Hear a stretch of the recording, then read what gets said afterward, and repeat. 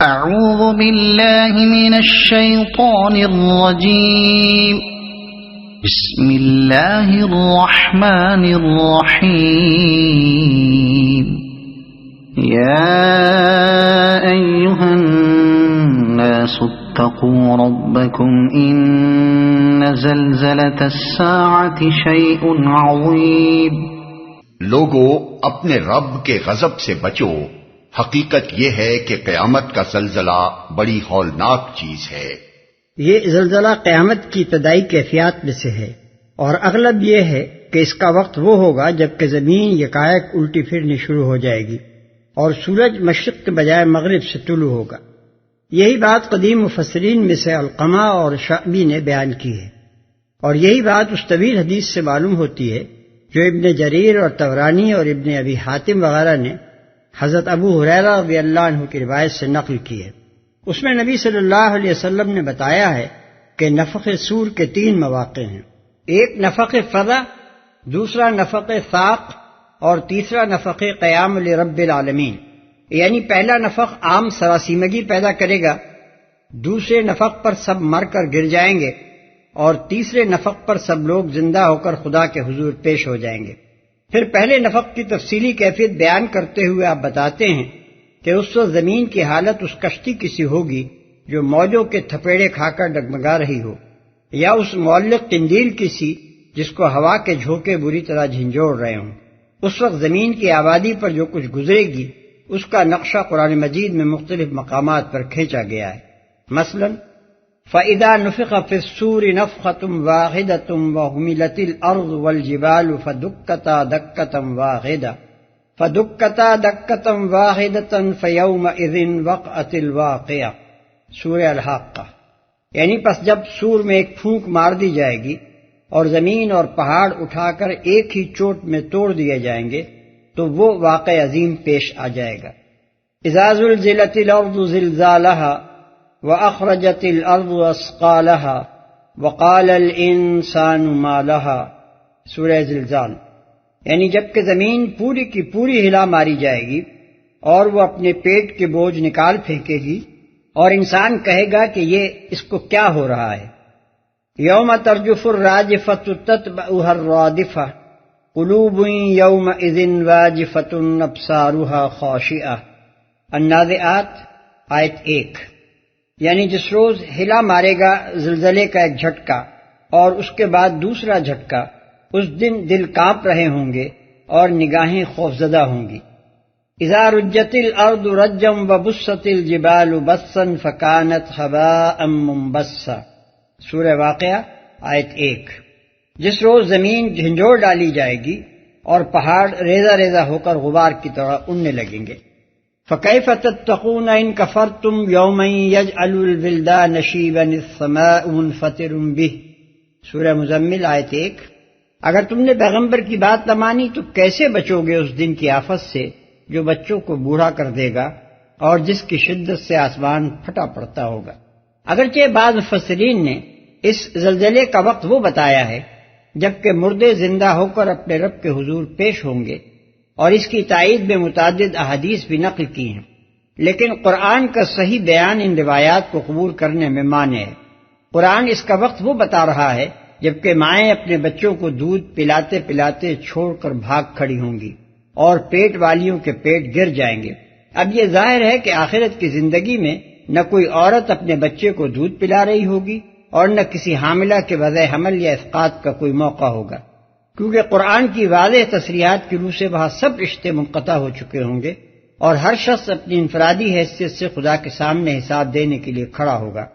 لہذا قابل ترجیح وہی روایت ہے جو ہم نے پہلے نقل کی ہے، اگرچہ اس کی سند ضعیف ہے مگر قرآن سے مطابقت اس کے ذوف کو دور کر دیتی ہے، اور یہ دوسری روایات گو سندن قوی تر ہیں لیکن قرآن کے ظاہر بیان سے عدم مطابقت ان کو ضعیف کر دیتی ہے۔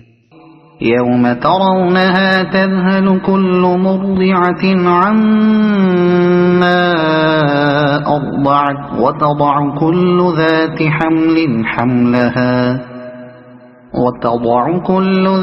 حمل حملها وترى الناس سكارى وما هم بسكارى ولكن عذاب الله شديد۔ جس روز تم اسے دیکھو گے حال یہ ہوگا کہ ہر دودھ پلانے والی اپنے دودھ پیتے بچے سے غافل ہو جائے گی، ہر حاملہ کا حمل گر جائے گا اور لوگ تم کو مدہوش نظر آئیں گے حالانکہ وہ نشے میں نہ ہوں گے، بلکہ اللہ کا عذاب بھی کچھ ایسا سخت ہوگا۔ دودھ پیتے بچے سے غافل ہو جائے گی۔ آیت میں مرضع کے بجائے مرضعہ کا لفظ استعمال ہوا ہے۔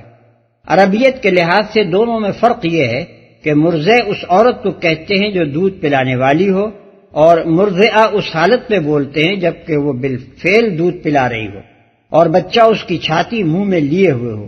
بس یہاں نقشہ یہ کھینچا گیا ہے کہ جب وہ قیامت کا زلزلہ آئے گا تو مائیں اپنے بچوں کو دودھ پلاتے پلاتے چھوڑ کر بھاگ نکلیں گی، اور کسی ماں کو یہ ہوش نہ رہے گا کہ اس کے لاڈلے پر کیا گزری۔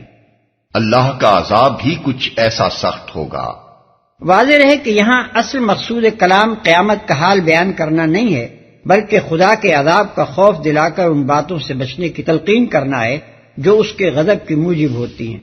لہذا قیامت کی اس مختصر کیفیت کے بعد آگے اصل مقصود پر گفتگو شروع ہوتی ہے۔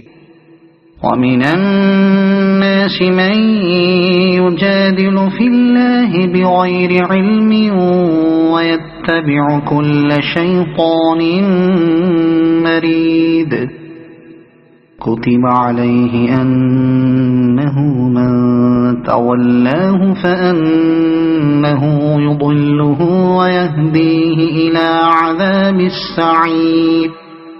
بعض لوگ ایسے ہیں جو علم کے بغیر اللہ کے بارے میں بحثیں کرتے ہیں اور ہر شیطان سرکش کی پیروی کرنے لگتے ہیں، حالانکہ اس کے تو نصیب ہی میں یہ لکھا ہے کہ جو اس کو دوست بنائے گا اسے وہ گمراہ کر کے چھوڑے گا اور عذاب جہنم کا راستہ دکھائے گا۔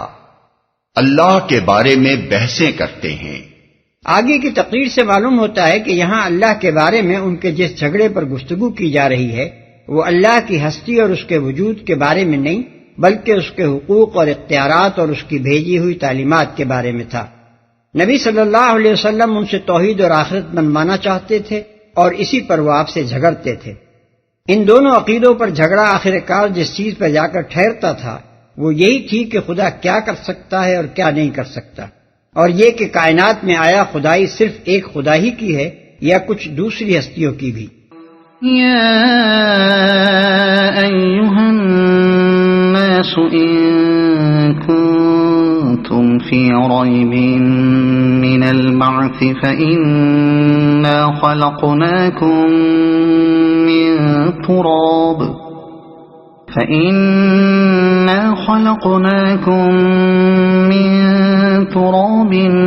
ثم من نطفة ثم من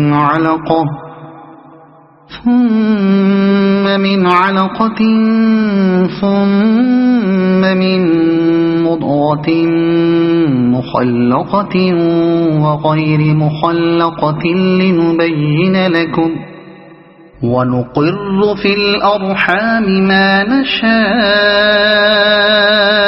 إلى أجل مسمى ثم نخرجكم طفلا ثم لتبلغوا أشدكم ومنكم من يتوفى ومنكم من يرد إلى أرذل العمر لكي لا يعلم من بعد علم شيئا وترى الأرض هامدة فإذا أنزلنا عليها الماء اهتزت وربت وأنبتت من كل زوج بهيج۔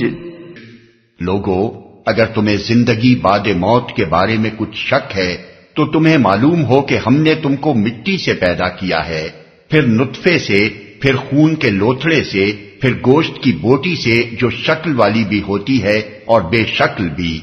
یہ ہم اس لیے بتا رہے ہیں تاکہ تم پر حقیقت واضح کریں۔ ہم جس نطفے کو چاہتے ہیں ایک خاص وقت تک رحموں میں ٹھہرائے رکھتے ہیں، پھر تم کو ایک بچے کی صورت میں نکال لاتے ہیں، پھر تمہیں پرورش کرتے ہیں تاکہ تم اپنی پوری جوانی کو پہنچو، اور تم میں سے کوئی پہلے ہی واپس بلا لیا جاتا ہے اور کوئی بدترین عمر کی طرف پھیر دیا جاتا ہے، تاکہ سب کچھ جاننے کے بعد پھر کچھ نہ جانے۔ اور تم دیکھتے ہو کہ زمین سوکھی پڑی ہے، پھر جہاں ہم نے اس پر مے برسایا کہ یکا یک وہ پھبک اٹھی اور پھول گئی، اور اس نے ہر قسم کی خوش منظر نباتات اگلنی شروع کر دی۔ پھر نطفے سے، اس کا مطلب یا تو یہ ہے کہ ہر انسان ان مادوں سے پیدا کیا جاتا ہے جو سب کے سب زمین سے حاصل ہوتے ہیں، اور اس تخلیق کی ابتدا نطفے سے ہوتی ہے، یا یہ کہ نوع انسانی کا آغاز آدم علیہ السلام سے کیا گیا جو براہ راست مٹی سے بنائے گئے تھے، اور پھر آگے نسل انسانی کا سلسلہ نطفے سے چلا، جیسا کہ سورہ سجدہ میں فرمایا وَبَدَأَ خَلْقَ الْإِنسَانَ مِنْ طِينٍ ثُمَّ جَعَلَ نَسْلَهُ مِنْ سُلَالَةٍ مِّن مَّاءٍ مَّهِينٍ۔ آیات 7 اور 8۔ انسان کی تخلیق مٹی سے شروع کی، پھر اس کی نسل ایک ست سے چلائی جو حقیر پانی کی شکل میں نکلتا ہے، بے شکل بھی۔ یہ اشارہ ہے ان مختلف اطوار کی طرف جن سے ماں کے پیٹ میں بچہ گزرتا ہے۔ ان کی وہ تفصیلات بیان نہیں کی گئیں جو آج کل صرف طاقت پر خوردبینوں ہی سے نظر آ سکتی ہیں، بلکہ ان بڑے بڑے نمایاں تغیرات کا ذکر کیا گیا ہے جن سے اس زمانے کے عام بدو بھی واقف تھے۔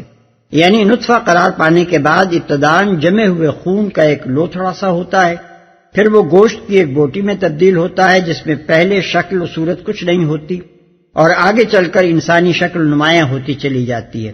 اسقاط کی مختلف حالتوں میں چونکہ تخلیق انسانی کے یہ سب مراحل لوگوں کے مشاہدے میں آتے تھے، اس لیے انہی کی طرف اشارہ کیا گیا ہے۔ اس کو سمجھنے کے لیے علم الجنین کی تفصیلی تحقیقات کی نہ اس وقت ضرورت تھی نہ آج ہے، تاکہ سب کچھ جاننے کے بعد پھر کچھ نہ جانے۔ یعنی بڑھاپے کی وہ حالت جس میں آدمی کو اپنے تن بدن کا ہوش بھی نہیں رہتا۔ وہی شخص جو دوسروں کو عقل بتاتا تھا بوڑھا ہو کر اس حالت کو پہنچ جاتا ہے جو بچے کی حالت سے مشابہ ہوتی ہے۔ جس علم و واقفیت اور تجربہ کاری اور جہاں دیدگی پر اس کو ناز تھا، وہ ایسی بے خبری میں تبدیل ہو جاتی ہے کہ بچے تک اس کی باتوں پر ہنسنے لگتے ہیں۔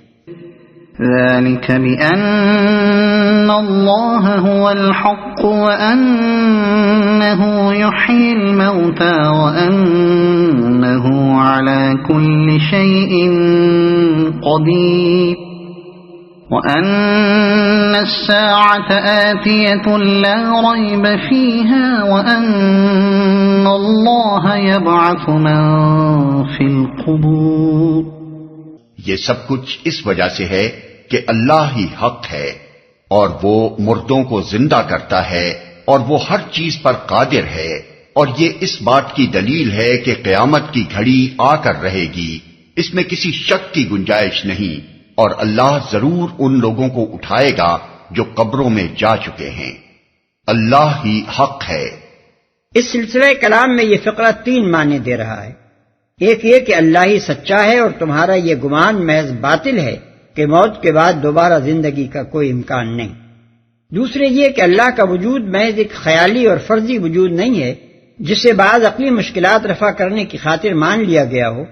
وہ نرا فلسفیوں کے خیال کا آفریدہ واجب الوجود علت العلل یعنی فرسٹ کاز ہی نہیں ہے، بلکہ وہ حقیقی فاعل مختار ہے جو ہر آن اپنی قدرت، اپنے ارادے، اپنے علم اور اپنی حکمت سے پوری کائنات اور اس کی ایک ایک چیز کی تدبیر کر رہا ہے۔ تیسرے یہ کہ وہ کھلنرا نہیں ہے کہ محض دل بہلانے کے لیے کھلونے بنائے اور پھر یوں ہی توڑ پھوڑ کر خاک میں ملا دے۔ وہ حق ہے، اس کے سب کام سنجیدہ اور بامقصد اور پر حکمت ہیں۔ جو قبروں میں جا چکے ہیں۔ ان آیات میں انسان کی پیدائش کے مختلف اطوار، زمین پر بارش کے اثرات اور نباتات کی پیداوار کو 5 حقیقتوں کی نشاندہی کرنے والے دلائل قرار دیا گیا ہے۔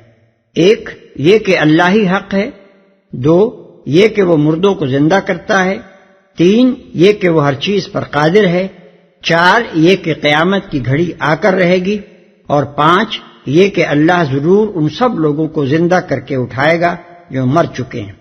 اب دیکھیے کہ یہ آثار ان پانچوں حقیقتوں کی کس طرح نشاندہی کرتے ہیں۔ پورے نظام کائنات کو چھوڑ کر آدمی صرف اپنی ہی پیدائش پر غور کرے تو معلوم ہو جائے کہ ایک ایک انسان کی ہستی میں اللہ کی حقیقی اور واقعی تدبیر ہر وقت بالفعل کار فرما ہے، اور ہر ایک کے وجود اور نشو و نما کا ایک ایک مرحلہ اس کے ارادی فیصلے پر ہی ہوتا ہے۔ کہنے والے کہتے ہیں کہ یہ سب کچھ ایک لگے بندھے قانون پر ہو رہا ہے جس کو ایک اندھی، بہری، بے علم و بے ارادہ فطرت چلا رہی ہے، لیکن وہ آنکھیں کھول کر دیکھیں تو انہیں نظر آئے کہ ایک ایک فرد انسانی جس طرح وجود میں آتا ہے اور پھر جس طرح وہ وجود کے مختلف مراحل سے گزرتا ہے، اس میں ایک حکیم قادر مطلق ہستی کا ارادی فیصلہ کس شان سے کام کر رہا ہے۔ آدمی جو غذا کھاتا ہے اس میں کہیں انسانی تخم موجود نہیں ہوتا، نہ اس میں کوئی چیز ایسی ہوتی ہے جو نفس انسانی کے خواص پیدا کرتی ہو۔ یہ غذا جسم میں جا کر کہیں بال، کہیں گوشت اور کہیں ہڈی بنتی ہے، اور ایک خاص مقام پر پہنچ کر یہی اس نطفے میں تبدیل ہو جاتی ہے جس کے اندر انسان بننے کی استعداد رکھنے والے تخم موجود ہوتے ہیں۔ ان تخموں کی کثرت کا حال یہ ہے کہ ایک وقت میں ایک مرد سے جتنا نطفہ خارج ہوتا ہے اس کے اندر کئی کروڑ تخم پائے جاتے ہیں، اور ان میں سے ہر ایک بیضہ انثیٰ سے مل کر انسان بن جانے کی صلاحیت رکھتا ہے۔ مگر یہ کسی حکیم و قدیر اور حاکم مطلق کا فیصلہ ہے جو ان بے شمار امیدواروں میں سے کسی ایک کو کسی خاص وقت پر چھانٹ کر بیضہ انثیٰ سے ملنے کا موقع دیتا ہے، اور اس طرح استقرار حمل رونما ہوتا ہے۔ پھر استقرار کے وقت مرد کے تخم اور عورت کے بیضی خلیے یعنی ایگ سیل کے ملنے سے جو چیز ابتداً بنتی ہے وہ اتنی چھوٹی ہوتی ہے کہ خوردبین کے بغیر نہیں دیکھی جا سکتی۔ یہ حقیر سی چیز 9 مہینے اور چند روز میں رحم کے اندر پرورش پا کر جن بے شمار مرحلوں سے گزرتی ہوئی ایک جیتے جاگتے انسان کی شکل اختیار کرتی ہے، ان میں سے ہر مرحلے پر غور کرو تو تمہارا دل گواہی دے گا کہ یہاں ہر آن ایک حکیم فعال کا ارادی فیصلہ کام کرتا رہا ہے۔ وہی فیصلہ کرتا ہے کہ کسی تکمیل کو پہنچانا ہے اور کسے خون کے لوتھڑے یا گوشت کی بوٹی یا ناتمام بچے کی شکل میں ساقط کر دینا ہے۔ وہی فیصلہ کرتا ہے کہ کس کو زندہ نکالنا ہے اور کس کو مردہ، کس کو معمولی انسان کی صورت و حیت میں نکالنا ہے اور کسے انگنت غیر معمولی صورتوں میں سے کوئی صورت دے دینی ہے، کس کو صحیح و سالم نکالنا ہے اور کسے اندھا، بہرا، گونگا یا ٹنڈا اور لنجا بنا کر پھینک دینا ہے، کس کو خوبصورت بنانا ہے اور کسے بدصورت، کس کو مرد بنانا ہے اور کس کو عورت، کس کو اعلیٰ درجے کی قوتیں اور صلاحیتیں دے کر بھیجنا ہے اور کسے کودن اور کن ذہن پیدا کرنا ہے۔ یہ تخلیق و تشکیل کا عمل جو ہر روز کروڑوں عورتوں کے رحموں میں ہو رہا ہے، اس کے دوران میں کسی وقت کسی مرحلے پر بھی ایک خدا کے سوا دنیا کی کوئی طاقت ذرہ برابر اثر انداز نہیں ہو سکتی، بلکہ کسی کو یہ بھی معلوم نہیں ہوتا کہ کس پیٹ میں کیا چیز بن رہی ہے اور کیا بن کر نکلنے والی ہے۔ حالانکہ انسانی آبادیوں کی قسمت کے کم از کم 90% فیصلے انہی مراحل میں ہو جاتے ہیں، اور یہی افراد ہی کے نہیں قوموں کے بلکہ پوری نوع انسانی کے مستقبل کی شکل بنائی اور بگاڑی جاتی ہے۔ اس کے بعد جو بچے دنیا میں آتے ہیں ان میں سے ہر ایک کے بارے میں یہ فیصلہ کون کرتا ہے کہ کسے زندگی کا پہلا سانس لیتے ہی ختم ہو جانا ہے، کسے بڑھ کر جوان ہونا ہے اور کس کو قیامت کے بوریے سمیٹنے ہیں۔ یہاں بھی ایک غالب ارادہ کار فرما نظر آتا ہے، اور غور کیا جائے تو محسوس ہوتا ہے کہ اس کی کارفرمائی کسی عالمگیر تدبیر و حکمت پر مبنی ہے جس کے مطابق وہ افراد ہی کی نہیں قوموں اور ملکوں کی قسمت کے بھی فیصلے کر رہا ہے۔ یہ سب کچھ دیکھ کر بھی اگر کسی کو اس امر میں شک ہے کہ اللہ حق ہے اور صرف اللہ ہی حق ہے تو بے شک وہ عقل کا اندھا ہے۔ دوسری بات جو پیش کردہ آثار سے ثابت ہوتی ہے وہ یہ ہے کہ اللہ مردوں کو زندہ کرتا ہے۔ لوگوں کو تو یہ سن کر اچنبھا ہوتا ہے کہ اللہ کسی وقت مردوں کو زندہ کرے گا، مگر وہ آنکھیں کھول کر دیکھیں تو انہیں نظر آئے کہ وہ تو ہر وقت مردے جلا رہا ہے۔ جن مادوں سے آپ کا جسم بنا ہے اور جن غذاؤں سے وہ پرورش پاتا ہے ان کا تجزیہ کر کے دیکھ لیجئے، کوئلہ، لوہا، چونا، کچھ نمکیات، کچھ ہوائیں اور ایسی ہی چند چیزیں اور ہیں، ان میں سے کسی چیز میں بھی حیات اور نفس انسانی کے خواص موجود نہیں ہیں، مگر انہی مردہ بے جان مادوں کو جمع کر کے آپ کو جیتا جاگتا وجود بنا دیا گیا ہے۔ پھر انہی مادوں کی غذا آپ کے جسم میں جاتی ہے اور وہاں سے مردوں میں وہ تخم اور عورتوں میں وہ بیضی خلیے بنتے ہیں جن کے ملنے سے آپ ہی جیسے جیتے جاگتے انسان روز بن بن کر نکل رہے ہیں۔ اس کے بعد ذرا اپنے گرد و پیش کی زمین پر نظر ڈالیے. بے شمار مختلف چیزوں کے بیج تھے جن کو ہواؤں اور پرندوں نے جگہ جگہ پھیلا دیا تھا، اور بے شمار مختلف چیزوں کی جڑیں تھیں جو جگہ جگہ پیوند خاک ہوئی پڑی تھیں. ان میں کہیں بھی نباتی زندگی کا کوئی ظہور موجود نہ تھا. آپ کے گرد و پیش کی سوکھی زمین ان لاکھوں مردوں کی قبر بنی ہوئی تھی، مگر جوں ہی کے پانی کا ایک چھینٹا پڑا ہر طرف زندگی لہلانے لگی. ہر مردہ جڑ اپنی قبر سے جی اٹھی اور ہر بے جان بیج ایک زندہ پودے کی شکل اختیار کر گیا. یہ احیاء اموات کا عمل ہر برسات میں آپ کی آنکھوں کے سامنے ہوتا ہے. تیسری چیز جو ان مشاہدات سے ثابت ہوتی ہے وہ یہ ہے کہ اللہ ہر چیز پر قادر ہے. ساری کائنات کو چھوڑ کر صرف اپنی اسی زمین کو لے لیجئے، اور زمین کے بھی تمام حقائق و واقعات کو چھوڑ کر صرف انسان اور نباتات ہی کی زندگی پر نظر ڈال کر دیکھ لیجئے. یہاں اس کی قدرت کے جو کرشمے آپ کو نظر آتے ہیں، کیا انہیں دیکھ کر کوئی صاحب عقل آدمی یہ بات کہہ سکتا ہے کہ خدا بس وہی کچھ کر سکتا ہے جو آج ہم اسے کرتے ہوئے دیکھ رہے ہیں، اور کل اگر وہ کچھ اور کرنا چاہے تو نہیں کر سکتا؟ خدا تو خیر بہت بلند و برتر ہستی ہے. انسان کے متعلق پچھلی صدی تک لوگوں کے یہ اندازے تھے کہ یہ صرف زمین ہی پر چلنے والی گاڑیاں بنا سکتا ہے. ہوا پر اڑنے والی گاڑیاں بنانا اس کی قدرت میں نہیں ہے.